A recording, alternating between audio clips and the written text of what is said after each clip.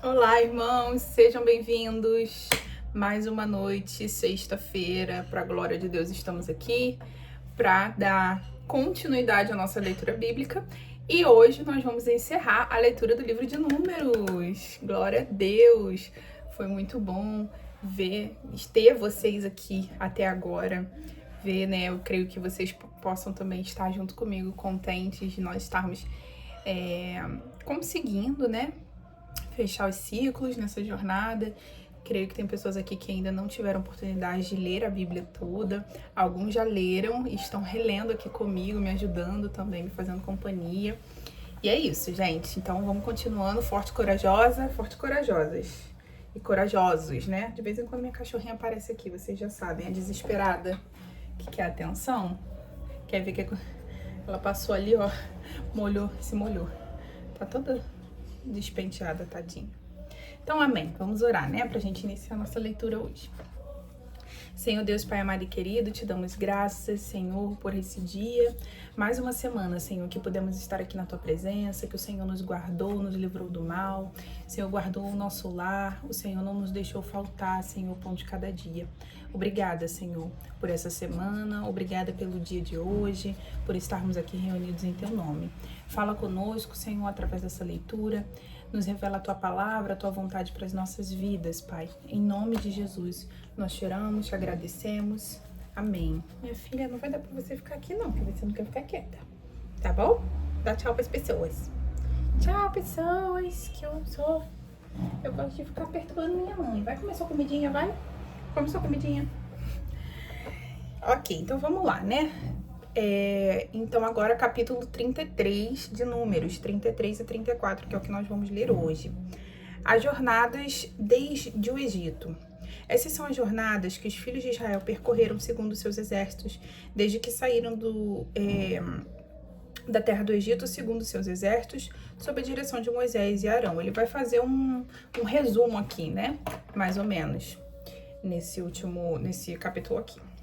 Moisés registrou as suas saídas segundo as suas jornadas, conforme o mandado do Senhor. São estas as suas jornadas, segundo as suas saídas. Ele vai falando as cidades que eles foram parando, acampando, da onde eles foram para onde, e assim por diante.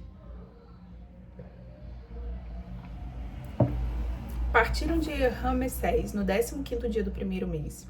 No dia seguinte, a Páscoa, os filhos de Israel saíram triunfantes aos olhos de todos os egípcios, que ficaram sepultando os seus primogênitos, a quem o Senhor tinha ferido entre eles. Assim o Senhor fez justiça contra os seus deuses. Partindo os filhos de Israel de Ramessés, acamparam-se em Sucote. Partindo de Sucote, acamparam-se em Etã, que está no fim do deserto. Partindo de Etã, voltaram a Pi-Hairote, que está em frente a Baal-Zefon, e se acamparam diante de Migdol. Partindo de Pi-Hairote, passaram pelo meio do mar ao deserto, andaram caminho de 3 dias no deserto de Etã e se acamparam em Mara. Partindo de Mara, vieram a Elim. Em Elim havia 12 fontes de água e 70 palmeiras e se acamparam ali. Era um oásis, praticamente Elim. E alguns nomes a gente consegue identificar lembrando das histórias, Lembram das águas de Mara, as águas amargas, Quando eles saíram dali, eles foram para o lugar que tinham 12 fontes de água, Foi isso que ele falou? 12 fontes de água e 70 palmeiras, um oásis no meio do deserto, E a gente vai vendo mais ainda a misericórdia do Senhor, Que eles saiam de um contexto de águas amargas, de que eles não tinham água para beber, e o Senhor leva eles ali para um lugar onde tinha abundância, desse recurso. 10, versículo 10. Partindo de Elim, acamparam-se junto ao Mar Vermelho. Partindo do Mar Vermelho, acamparam-se no deserto de Sim. Partindo do deserto de Sim, acamparam-se em Dófica. Partindo de Dófica, acamparam-se em Alos. Partindo de Alos, acamparam-se em Refidim. Porém, não havia ali água para beber. Partindo de Refidim, novamente, aquela outra situação também da água que o Senhor faz, brotar da rocha. Partindo de Refidim, acamparam-se no deserto de Sinai. Partindo do deserto do Sinai, acamparam-se em Quibrote Hataava. Partindo de Quibrote Hataava, acamparam-se em Hazerote. Partindo de Hazerote, acamparam-se em Ritma. Partindo de Ritma, acamparam-se em Rimon-Pérez. Partindo de Rimon-Pérez, acamparam-se em Libna. Partindo de Libna, acamparam-se em Rissa. Partindo de Rissa, acamparam-se em Quilate. Partindo de Quilata, acamparam-se no monte de Zéfer. Partindo do monte de Zéfer, acamparam-se em Harada. Partindo de Harada, acamparam-se em Maquelote. Partindo de Maquelote, acamparam-se em Taate. Partindo de Taate, acamparam-se em Tara. Partindo de Tara, acamparam-se em Mítica. Partindo de Mítica, acamparam-se em Rasmona. Partindo de Rasmona, acamparam-se em Moserote. Partindo de Moserote, acamparam-se em Bene-Jacã. Partindo de Bene-Jacã, acamparam-se em Or-Hagidgad. Difícil esse aqui. E partindo de Or-Hagidgad, acamparam-se em Jotbata. Partindo de Jotbata, acamparam-se em Abrona. Partindo de Abrona, acamparam-se em Ezion-Geber. Partindo de Ezion-Geber, acamparam-se no deserto de Zin, que é Cádiz, né? Que houve outro problema ali em Cádiz, né? Que nós vimos. Partindo de Cádiz, acamparam-se no Monte Or, no fim da terra de Edom. Então Arão, o sacerdote, subiu o Monte Or, conforme o mandado do Senhor, e morreu ali no 5º mês do ano 40º da saída dos filhos de Israel da terra do Egito, no 1º dia do mês. E era Arão da idade de 123 anos quando morreu no Monte Or. O rei de Harad, cananeu, que habitava no Negueb, soube que chegavam os filhos de Israel. Partindo do Monte Or, acamparam-se em Zalmona. Partindo de Zalmona, acamparam-se em Punon. Partindo de Punon, acamparam-se em Obote. Partindo de Obote, acamparam-se em Iji-Abarim, na fronteira de Moabe. E partindo de Iji-Abarim, acamparam-se em Dibon-Gad. Partindo de Dibon-Gad, acamparam-se em Amon-Diblataim. Partindo de Amon-Diblataim, acamparam-se nos montes de Abarim, em frente de Nebo. Partindo dos montes de Abarim, acamparam-se nas campinas dos Moabitas, junto ao Jordão, na altura de Jericó. Acamparam-se junto ao Jordão, desde Bet-Gesimote até Abel-Sitim, nas campinas de Moabe. E disse o Senhor a Moisés nas campinas de Moabe, junto ao Jordão, na altura de Jericó: Fala aos filhos de Israel e diz-lhes: Quando houver atravessado o Jordão para a terra de Canaã, expulsarei de diante de vós todos os moradores da terra. Destruirei todas as suas... Deixa eu marcar, que eu gosto de marcar, né, gente? Para depois, quando for procurar, né? Peraí, da terra de Canaã. Expulsarei de diante de vós todos os moradores da terra. Destruirei todas as suas imagens esculpidas, todas as suas imagens de fundição, e demolirei todos os seus lugares altos. Vai tirar toda adoração, né? Todo culto a outros deuses. Essa situação, essa coisa de poste a ídolos, lugares altos, eram tudo coisas que faziam referência, né, a rituais de adoração a outros deuses.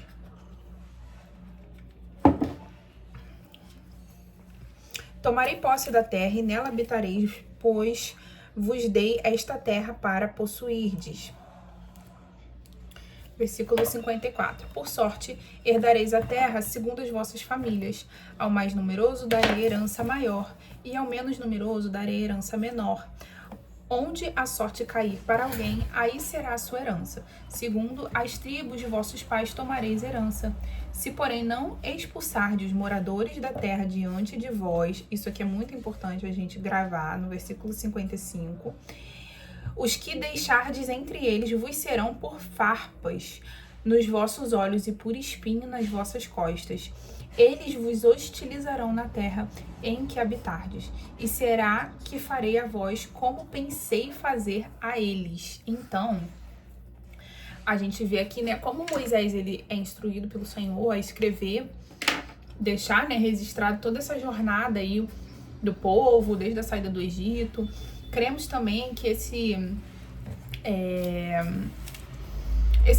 o Senhor ter permitido, né, que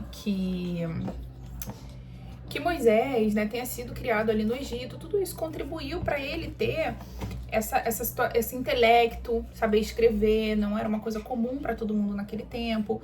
Porque o Senhor, além de levantar ele, precisava levantar, obviamente, alguém, né, para poder guiar ali o povo, para cumprir o propósito dele, alguém que o Senhor ungiria, né, com o seu espírito. Mas a gente vê que o Senhor, ele capacita, obviamente, né, as pessoas com quem ele escolhe. Mas olha como a gente precisa observar algumas histórias na Bíblia, né? Vemos agora com Moisés, que eu me lembre agora, que eu me recordo, acho que nós podemos citar Davi. O Senhor capacita a quem ele escolhe. E muitas vezes essa capacitação não é como se fosse assim, um Wi-Fi, né? Que faz um download para a cabeça deles, aquilo que eles precisam. Eles terem o Espírito de Deus vai fazer com que eles tomem decisões, né, assertivas, ouçam a voz do Senhor para tomar decisões durante o percurso ali, do chamado que o Senhor tiver para eles. Eu falo aqui deles e obviamente usando, né, podendo aplicar a nós hoje, tá, gente?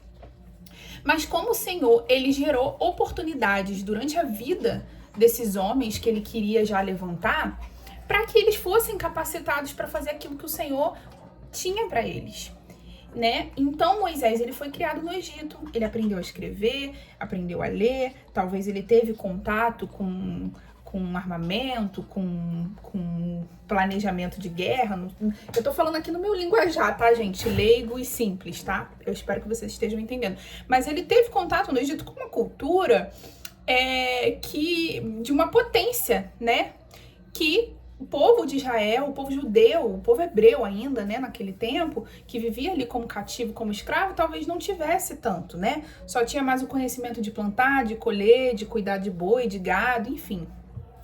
Então ele teve uma preparação também que ia servir, né, para o chamado que o Senhor teria para ele.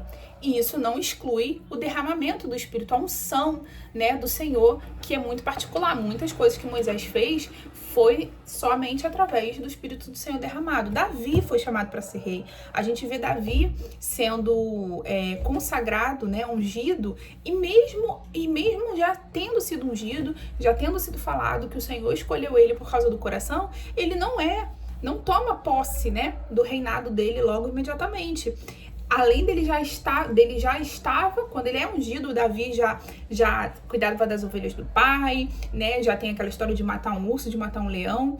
Depois Davi vai passar por um processo aí, depois que ele é ungido rei, vem a situação lá de Golias, Davi vai virar um guerreiro, vai lutar muitas guerras, então ele vai ter a oportunidade de se capacitar para viver aquilo que o Senhor tem para a vida dele, o ministério, né, o propósito, seja lá o que for.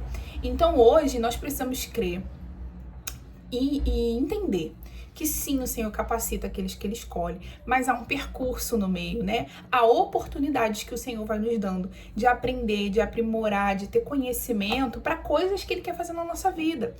Como a Bíblia diz, né, que nós devemos trazer à memória aquilo que dá esperança.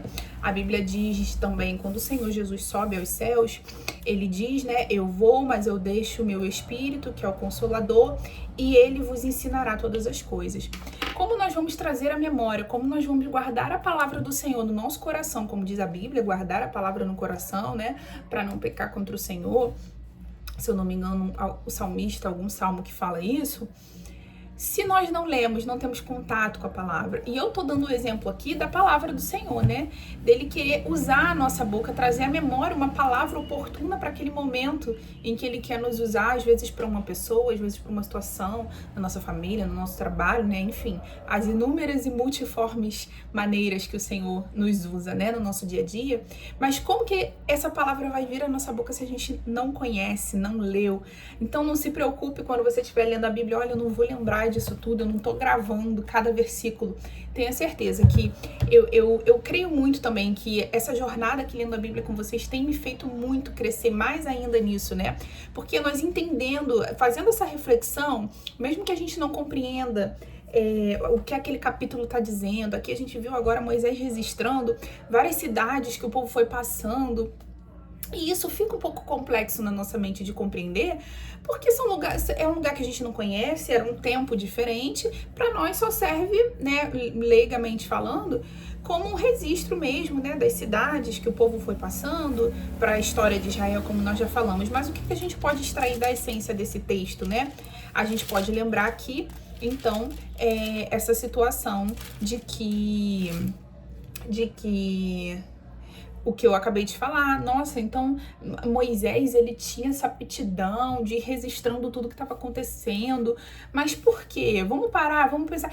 E aí, você raciocinando, tentando entender, extrair algo daquele texto, por mais que seja um conteúdo não muito similar, né, ao que a gente entende, ao nosso dia a dia ou à nossa cultura aqui no Brasil, você tenta extrair alguma coisa e aos poucos você vai absorvendo a mensagem da palavra, e pode ter certeza que no momento oportuno o Senhor, ele te lembra no momento que ele quiser usar aquele contexto, né, para que você fale com alguém, ou até na sua vida mesmo, na nossa vida, né, muitas vezes o Senhor fala conosco através de lembrar a nós alguma palavra, alguma passagem, e aí a gente vai, hoje tem Google, a gente vai lá e procura onde está escrito que o povo, que a água era amarga, que Moisés se irou contra o povo, e vai ter lá com certeza a referência, você vai lá, acha. Hoje tá muito mais fácil, gente, para nós. Eu creio do que o povo antigamente, que tinha que consultar muitos e muitos livros para ter um pouco mais de entendimento de algumas coisas. É isso. Eu tô olhando aqui, que eu achei que parava no capítulo 34, mas é no 36. Como normalmente nós estávamos acostumados a fazer sempre a live um pouco mais longa, de 30 a 40 minutos, e hoje é sexta, eu gostaria muito que a gente finalizasse. Eu vou tentar, eu também tô com um tempo um pouquinho curto, que eu tenho um compromisso. Eu tô gravando de manhã. Eu vou tentar ler logo até o 36, porque eu já falei demais, né? Mas creio também, agora ele vai falar das fronteiras de Canaã, as cidades que vão ser destinadas aqui aos levitas. Acho que dá pra gente ler bem rapidinho sim, tá? Vou tentar não falar muito agora, então vamos lá. Capítulo 34, as fronteiras de Canaã. E disse o Senhor a Moisés: dá ordem aos filhos de Israel e diz-lhe: quando entrardes na terra de Canaã, esta será a terra que vos caberá em herança, a terra de Canaã segundo as suas fronteiras. O lado sul será desde o deserto de Zin, acompanhado a fronteira de Edom. O limite do sul será desde a extremidade do Mar Salgado para o oriente. Então, ele vai começar aqui, ele tá já falando qual é a parte ali da terra de Canaã, do território de Canaã, que vai ser de Israel, né? Esse limite contornará pelo sul, tá dando assim as fronteiras, né, onde vão ficar as fronteiras também, os limites da terra, enfim.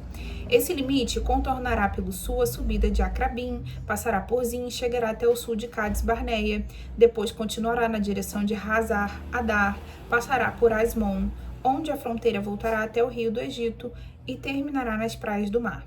Por vosso limite, ao ocidente, tereis o Mar Grande. Esse será a vossa fronteira do ocidente. Esta será a vossa fronteira ao norte. Traçareis uma linha desde o Mar Grande até o Monte Or.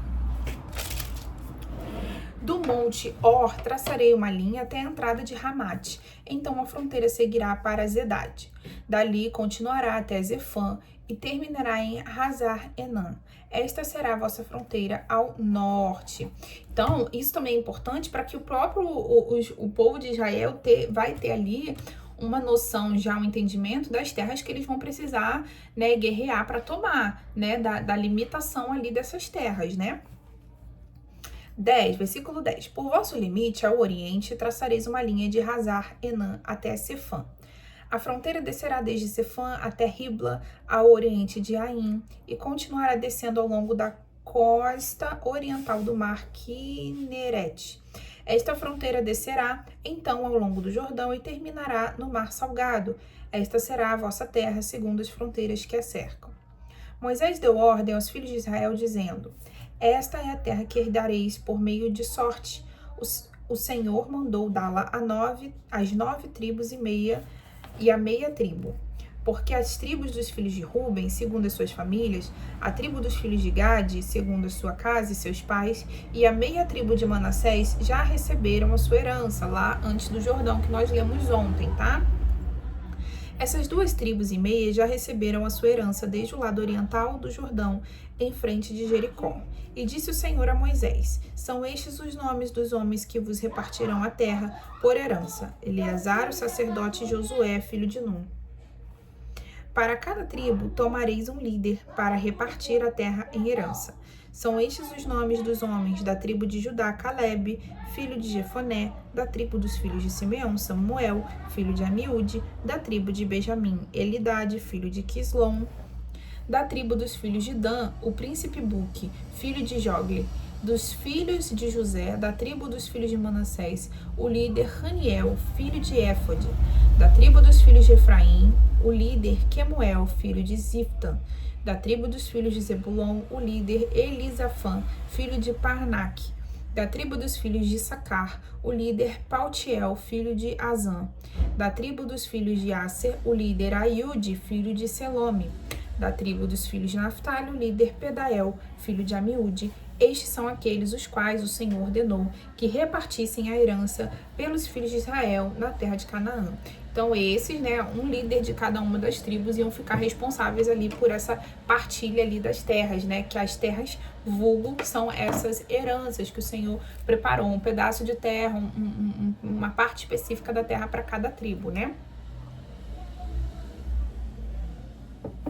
35, então, a cidade dos levitas. E disse o Senhor a Moisés nas campinas de Moabe, junto ao Jordão, na altura de Jericó: dá ordem aos filhos de Israel que da herança que possuem deem aos levitas cidades, para que nelas habitem, e pastagens ao redor das cidades. As cidades serão habitação, mas as suas pastagens serão para o seu rebanho, seu gado e todos os seus animais. As pastagens nos arredores das cidades que dareis aos levitas se estenderão desde o muro da cidade 1.000 côvados ao seu redor. Fora da cidade, medireis 2.000 côvados ao oriente, 2.000 côvados ao sul e 2.000 côvados ao ocidente, e 2.000 côvados ao norte, ficando a cidade no centro. Estas serão as pastagens dessas cidades. 6 das cidades que dareis aos levitas serão cidades de refúgio, para que o homicida ali se acolha. Além delas, lhes darei 42 cidades. Essas cidades de refúgio, não sei se vocês lembram, mas nós já falamos sobre elas, né? Que até, inclusive, eu até lembrei da situação lá de Lodebar, que o filho de Jonathan, né, se encontra numa cidade, Lodebar, uma cidade conhecida como uma cidade onde tinha pessoas menos favorecidas. Eu não me lembro para afirmar para vocês se Lodebar de fato é uma dessas cidades de refúgio, mas era mais ou menos assim que funcionava. Era uma cidade para onde podiam ir aqueles que cometiam algum crime, para que não fosse perseguido pela família. Então, no futuro, lá na frente, acaba se tornando uma cidade em que todos que moram são menosprezados, são tratados, né? Essas cidades com um certo preconceito, desdém, enfim, né? Porque pela lei, tem essa questão de quando você mata alguém, mas foi sem querer, você pode não ser condenado a um apedrejamento, algo assim, mas a família pode se vingar. Tem algo nesse sentido, então as pessoas fugiam para essa cidade, e nessa cidade não poderia ir o vingador, né? Ele não poderia pegar aquela pessoa, então acabava que a pessoa tinha que ficar ali reclusa naquela cidade pro resto da vida, digamos assim, né? E os levitas também, que nós já falamos, que eles não têm como herança uma herança específica, de uma cidade específica, né? Porque eles vão ficar ali onde está o tabernáculo e depois no futuro templo para servir, enfim, né?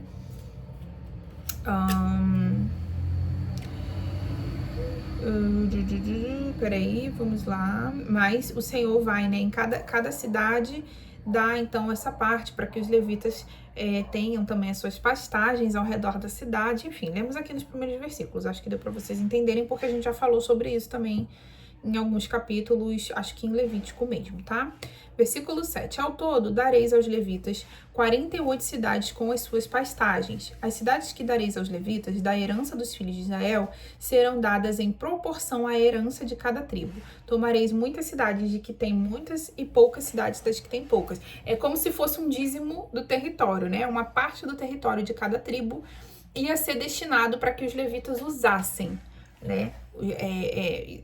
E assim, as cidades dos levitas, todos os levitas podiam usar, mas eles não tinham a propriedade, assim, de uma casa, de um pedaço de terra, algo nesse sentido, né?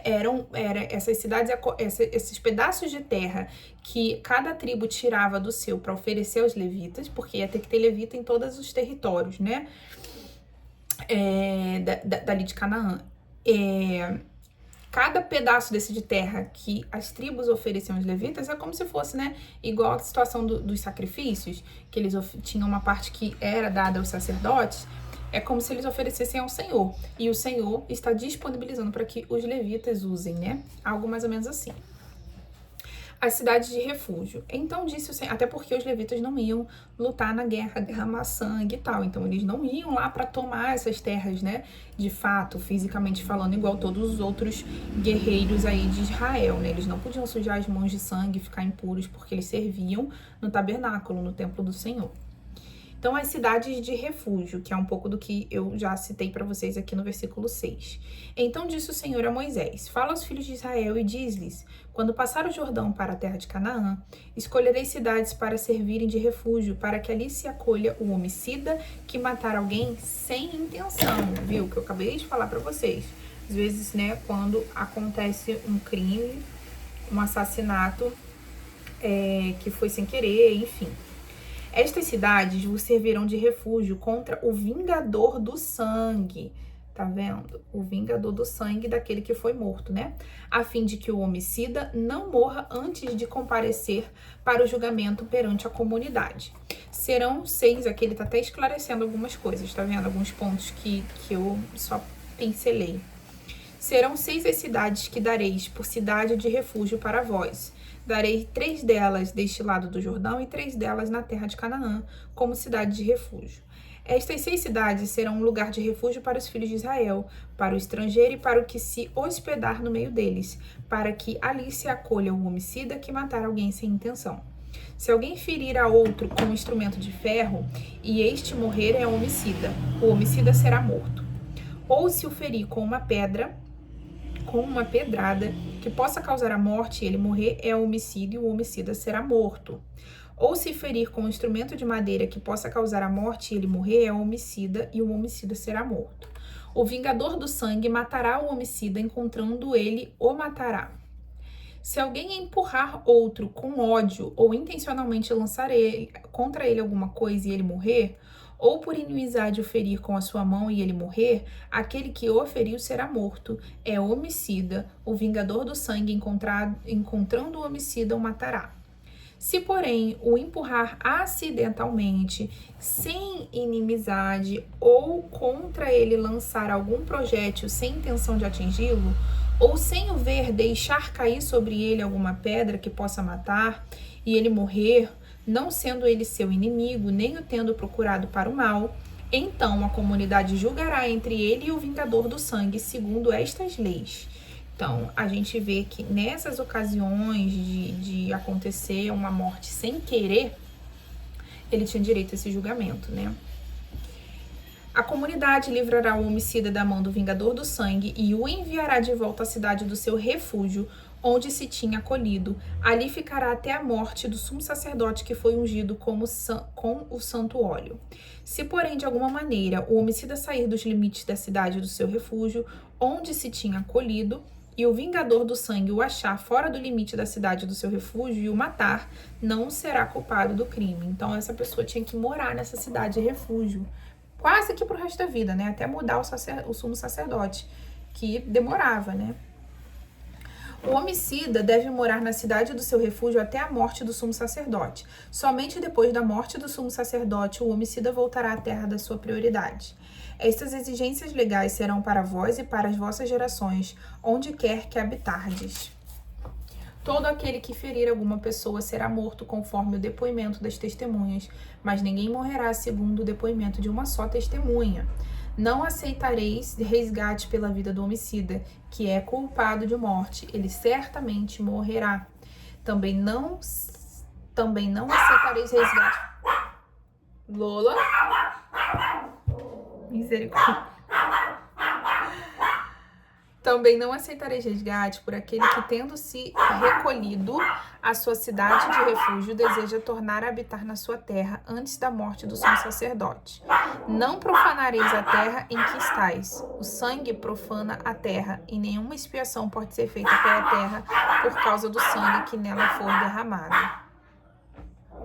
Meu Deus, o cachorro resolveu latir. Exceto pelo sangue de quem o derramou. Não contaminareis a terra na qual habitam e no meio da qual eu habito. Eu, o Senhor, habito no meio dos filhos de Israel. Então, não é possível fazer expiação pelo sangue que foi derramado na terra. Não podia negociar nenhum tipo de indulgência ali, de recompensa, de resgate para um homicida. E aquele que cometeu um homicídio propositalmente estava condenado à morte. Aquele que foi sem querer ia para a cidade de refúgio. Então vamos ler o 36. A herança das filhas herdeiras, né? Que já falamos também em alguns capítulos atrás. Pera aí, gente. Lola! Ela fica embaixo do portão olhando a rua. As pessoas passam, ou passa um cachorro, qualquer coisa, ela fica latindo. Fica aqui com a mamãe, fica. Fica latindo lá no portão. Fica aqui. Isso, comeu sua comidinha. 36. A herança das filhas herdeiras. Os chefes das famílias dos descendentes de Gileade, filho de Maquir, filho de Manassés, uma das famílias dos filhos de José, apresentaram-se diante de Moisés e dos líderes chefes dos filhos de Israel.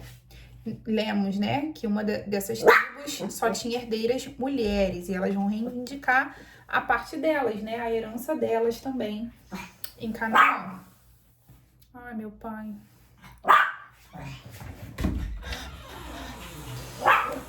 Disseram: o Senhor mandou dar esta terra a meu senhor por sorte, em herança aos filhos de Israel. E a meu senhor foi ordenado pelo Senhor que a herança dos nossos irmãos Zelofeade se desse às suas filhas. Ora, casando-se elas com algum dos filhos das outras tribos dos filhos de Israel, a sua herança seria tirada da herança dos nossos pais e acrescentada à herança da tribo de quem forem, assim se tiraria da herança que nos tocou em sorte. Vindo também o ano do jubileu dos filhos de Israel, a sua herança se acrescentaria à herança da tribo daqueles com quem se casarem. Assim sua herança será tirada da herança da tribo de nossos pais. Então, teve a questão das filhas mulheres. Aí Moisés, né, consultou o Senhor, lhe diz: não, dê a parte da herança para elas. Agora a questão aqui é: se essas mulheres casarem com alguém de outra tribo, vai passar para o marido. E aí a família, porque normalmente a descendência leva o nome do pai, né? É o pai que manda ali, né? Enfim. Então, eles iam... Acaba que aquela tribo ia ser prejudicada, porque ia começar a perder as suas terras. É isso que eles estão reivindicando. E aí aqui a gente vai ver que o Senhor vai falar... Moisés vai falar que elas devem se casar dentro da tribo delas, né? Com pessoas da mesma tribo, tá? 5. Então Moisés deu ordem aos filhos de Israel, segundo o mandado do Senhor, dizendo: a tribo dos filhos de José falou o que é justo. Esta é a palavra que o Senhor mandou acerca das filhas de Zelofeade, dizendo: tomem por mulher a quem bem parecer aos seus olhos, contanto que se casem na família da tribo de seu pai. Assim a herança dos filhos de Israel não passará de tribo em tribo, pois os filhos de Israel se chegarão cada um à herança da tribo de seus pais. Qualquer filha que herdar alguma herança das tribos dos filhos de Israel se casará com alguém da geração da tribo do seu pai, para que os filhos de Israel possuam cada um a herança de seus pais. Então tá vendo? Não só para ela ficou essa regra, né? Qualquer filha que herdar alguma herança das tribos dos filhos de Israel se casará com alguém da geração da tribo do seu pai, tá? Para que aquela terra, aquela herança continue ali naquela mesma tribo, naquela mesma família, tá? 9. Assim, peraí só, olha aqui. Assim, a herança não passará de uma tribo a outra, pois as tribos dos filhos de Israel se chegarão cada uma à sua herança. Como o Senhor ordenou a Moisés, assim fizeram as filhas de Zelofeade, pois Maalá, Tifsa, Ólia, Milca e Noa, filhas de Zelofeade, se casaram com os filhos de seus tios. Elas se casaram com os filhos dos seus tios paternos, tá? Com seus primos, né? Era muito comum naquele tempo. Elas se casaram nas famílias dos filhos de Manassés, filho de José, e a herança delas permaneceu na tribo da família do seu pai. Estes são os mandamentos e as leis que o Senhor ordenou por intermédio de Moisés aos filhos de Israel, nas campinas de Moabe, junto ao Jordão, na altura de Jericó. Gente, que peleja, a cachorra começou a latir agora. E quando eu tô gravando aqui pelo meu celular, eu não consigo pausar o vídeo, entendeu? Pra continuar falando depois. Eu ia ter que editar, e aí quando o vídeo tá grande demora muito a carregar. Só Jesus, gente, só Jesus. Enfim, bom fim de semana pra vocês. Obrigada pela companhia de vocês aqui comigo. Segunda-feira, se Deus permitir, estamos aqui juntos de novo. Vamos começar a ler Deuteronômio.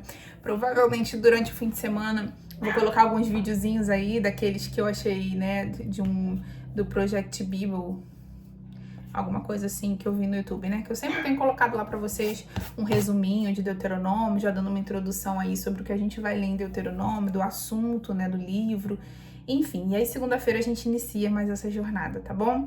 Fiquem com Deus, um bom fim de semana, bom descanso, um bom trabalho pra vocês. Que Deus abençoe vocês, sua família. E até semana que vem, gente.